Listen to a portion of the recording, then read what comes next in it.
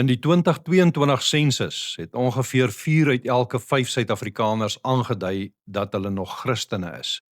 Nou wonder 'n mens, wat beteken die naam Christen vir baie mense?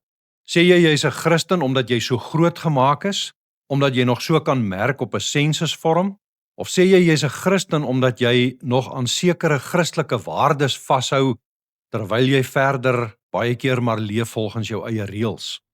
Of is jy 'n Christen omdat jy beter leef as 'n sekere ander deel van die mensdom rondom jou? Dalk kry ons in vanaand se skriflesing die antwoord daarop.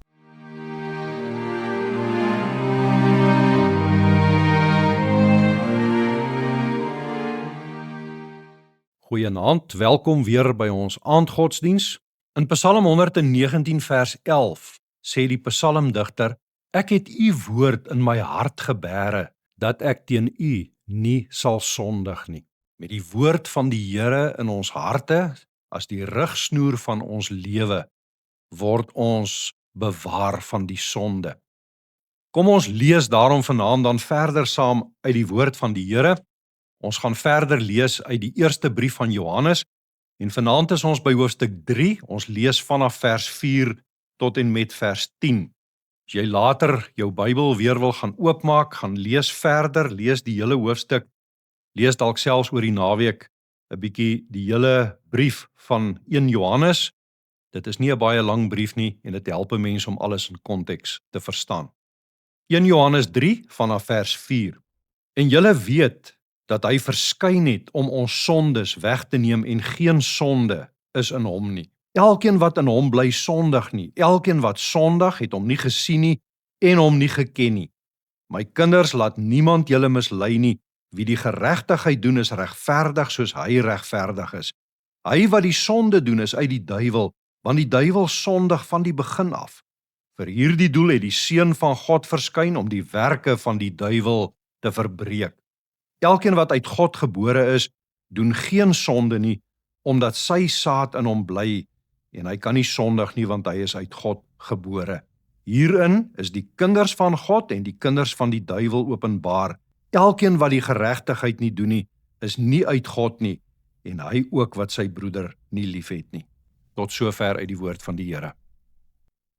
As ongeveer 80% van ons land se mense hulle self as Christene identifiseer, terwyl net so wat 30% nog op een of ander manier aan 'n kerk behoort, kan 'n mens seker met reg vra, hoe definieer mense Christendom?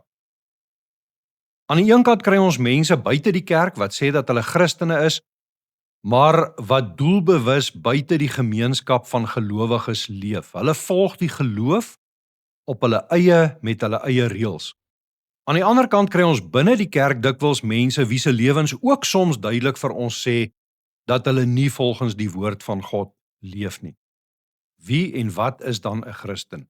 Wie kan werklik as 'n Christen deurgaan? Johannes beskryf ware Christene in hierdie brief as mense wat in Christus bly. Jy erken iemand wat in hom bly, sê Johannes, aan die rigting wat sy lewe inslaan. Johannes het net voor hierdie gedeelte gesê dat ons kinders van God is, dat ons dit nou reeds is. Maar nou wys hy hoe kinders van God in hierdie wêreld herken kan word. Want enigiemand kan sekerlik daarop aanspraak maak dat hy 'n kind van God is. Waaraan sal ons die kinders van God uitken? Dit is mense, sê hy, wat in Christus bly. Christus het gekom om ons sondes weg te neem, en in hom is daar geen sonde nie. Daarom, mense wat in hom is, maak ook nie vrede met sonde in hulle lewe nie. Nou wat is sonde? Johannes sê hier, die sonde is wetteloosheid. Sonde is alles waarmee jy God se seggenskap en Jesus Christus se koningskap oor jou lewe verwerp. Sonde is 'n leefwyse waarmee jy sê, daar is nie 'n wetgewer wat vir my sal sê hoe moet ek leef nie. Ek besluit self oor reg en verkeerd. Ek maak my eie reëls. Ek interpreteer self goed en verkeerd. Mense wat sonde as hulle lewensrigting beoefen, vertoon nie die karakter van God se kinders nie. Hulle wys die werke van die duiwel, sê Johannes. hulle leef nie in Christus nie. Dan sê Johannes iets wat 'n mens, wanneer jy die ou Afrikaanse vertaling lees, maklik die wenkbroue kan laat lig. Hy sê, elkeen wat in hom bly, sondig nie. Die nuwer vertaling bring die bedoeling van hierdie oorspronklike woorde baie meer binne verband uit.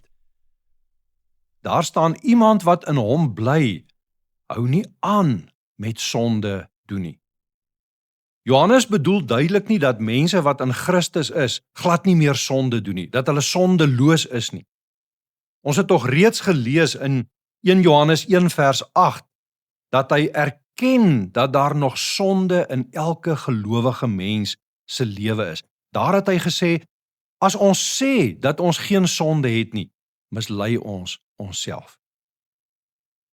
Sy bedoeling is nie dat daar nie sonde ooit weer is in 'n Christen se lewe nie, dat 'n Christen nooit weer struikel nie. Sy bedoeling is dat daar 'n nuwe lewensrigting kom wanneer jy in Christus leef. Jy begin weerstand bied teen die sonde.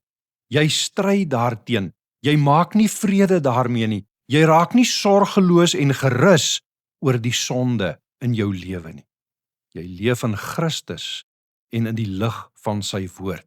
Jy laat jou lewe deur sy woord vorm. Wanneer God se saad, sê Johannes, sy lewegewende werk deur sy woord en gees in ons bly, kan ons nie rustig en onbestrede met sonde voortgaan nie.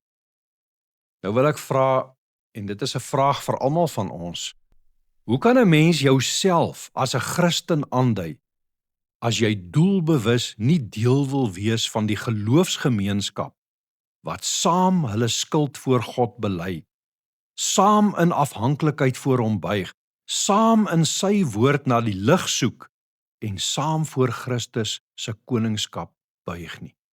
Ek praat nie hier van iemand wat weens omstandighede of gebrokenheid of teleurstelling dat dalk tydelik sonder 'n gemeente of 'n geloofsgemeenskap is nie. Ek praat van iemand wat 'n doelbewuste private geloof het, 'n geloofslewe waarin ek niemand nodig het nie en self besluit wat ek sal glo en hoe ek sal leef. Is dit nie tyd dat ons eerlik raak daaroor dat ons dikwels godsdienstig wil wees, maar ons eie reëls wil maak nie? Ons wil godsdienstig wees, maar ons wil nie die Here se seggenskap oor ons lewe erken nie. Ons wil die naam van sy seun dra, ons wil Christene wees, maar ons wil nie sy heerskap oor ons lewe aanvaar nie. Ons wil aanspraak maak op die voorregte van kindskap, maar nie onder ons Vader se gesag leef en sy heiligheid eerbiedig nie. Eerder leef ek volgens my eie wysheid. Met draaie en swaaie probeer ek myself uitpraat uit dit wat God duidelik in sy woord van my vra. Ek is mos 'n slim mens in 'n moderne wêreld. Ek kan die woord van God mos 'n bietjie aanpas. Hoekom moet ek alles so ernstig opneem? Soos my kinders sou sê, chill 'n bietjie man. Maar Johannes sê, my kinders, laat niemand julle mislei nie. Jy kan jouself noem wat jy wil, hoor wat sê Johannes. Kinders van God en die kinders van die duiwel word almal aan hulle lewensrigting herken. Iemand wat in Christus bly, leef nie sorgeloos en onbestrede in sonde voort nie. Maar iemand wat sonde as sy reg verdedig, wat sonde liefhet, wat gemaklik is daarmee, wat gelukkig daarin bly leef, openbaar dat hy nie uit God is nie. Kan Johannes dit enigsins duideliker vir ons sê? Jy kan jouself noem net wat jy wil, maar jy moet jouself nie mislei nie. Jou lewensrigting is die vrugte wat duidelik maak of jy in Christus lewe of nie. Natuurlik beteken dit nie dat jou gehoorsaamheid die gronde is waarop God jou red nie. Christus alleen red. Jou goeie lewe, 'n lewe wat beter lyk as die volgende mense, kan jou nie regverdig of jou skuld wegneem nie. Die naam Christen kan jou nie red nie. Daardie merkie op die sensusvorm gaan jou nie red nie. Kerkbywoning red jou nie. Jou goeie werke red jou ook nie. Christus alleen red. Maar die Christus wat red, Neem sonde weg, verbreek die werke van die duiwel en laat 'n mens nie sorgeloos volgens jou eie reëls voortleef nie. Amen. Kom ons bid nou saam. Ons Vader wat in die hemel is, Here, dankie vir u genade in hierdie dag. Dankie vir hierdie woord wat ook so duidelik en helder na ons toe kom. Wanneer ons hierdie woord hoor, Here, moet ook ons bely dat ons baie keer sê dat ons u kinders is, dat ons Christene is, dat ons gelowiges is, maar dat ons vrede maak met die sonde in ons lewe, dat ons maar tevrede is daarmee dat ons sondaars is. Ons bid, Here, dat u ons deur u woord en u gees sal lei, sodat ons werklik weerstand sal bied, dat die vrugte van 'n geloofslewe, die vrug daarvan dat ons in Christus is, sigbaar sal word in ons lewe. Here, gee vir ons die geloof, dat ons met alles in ons, in gehoorsaamheid sal volg op u roepstem. Vergewe ons sonde en ons ongeregtigheid, Here. Leer ons om met die oë gerig op u te lewe, tot daardie dag dat u seun weer sal kom. In sy naam bid ons dit. Amen.